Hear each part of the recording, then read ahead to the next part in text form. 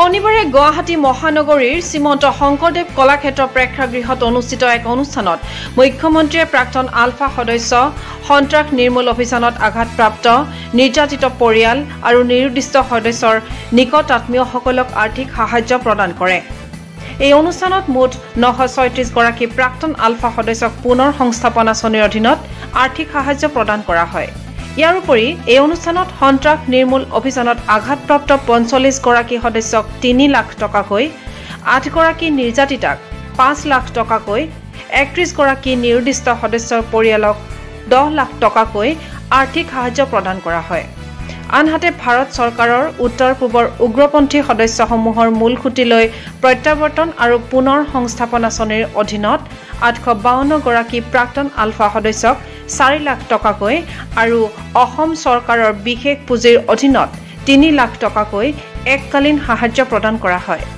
ইফালে আলফাৰ সংগ্ৰামৰ মাজতে মৃত্যুবৰণ কৰিবলগীয়া হোৱা অন্য 2300 আলফা সদস্যৰ পৰিয়ালক লোকসভা নিৰ্বাচনৰ পিছতে আৰ্থিক সাহায্য প্ৰদানৰ কথা ঘোষণা কৰে মুখ্যমন্ত্ৰীয়ে।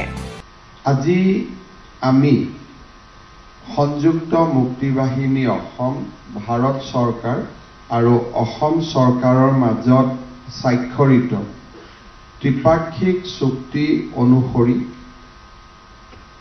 আলফাৰ দীৰ্ঘদিনীয়া সংগ্ৰামৰ সময়ছোৱাত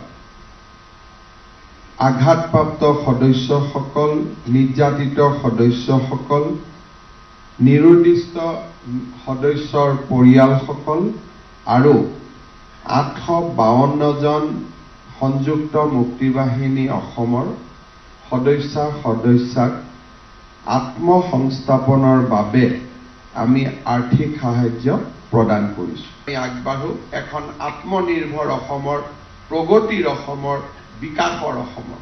আমি চেষ্টা কৰিম অনাগত দিনত যি 2300 আলফাৰ যুৱক এই সমগ্ৰ সংগ্ৰামৰ সময়ত মৃত্যুবৰণ কৰিলে তেওঁলোকৰ পৰিয়ালৰ ওচৰ চাপাৰ বাবে, তেওঁলোককো বিভিন্ন ধৰণে সহায় কৰাৰ বাবে সেই চিন্তা মোৰ মন আৰু মগজুত থাকিব। লোকসভা নিৰ্বাচনৰ পিছতে আপোনালোকৰ সৈতে আলোচনা কৰি আলফাৰ দীঘলীয়া সংগ্ৰামৰ সময়ত যি 2300 পৰিয়ালে সদস্যই মৃত্যুবৰণ কৰিলে তেওঁলোকৰ দুৰ্ভগীয়া পিতৃ মাতৃৰ খবৰ ল'বৰ বাবেও আমি চেষ্টা কৰিম।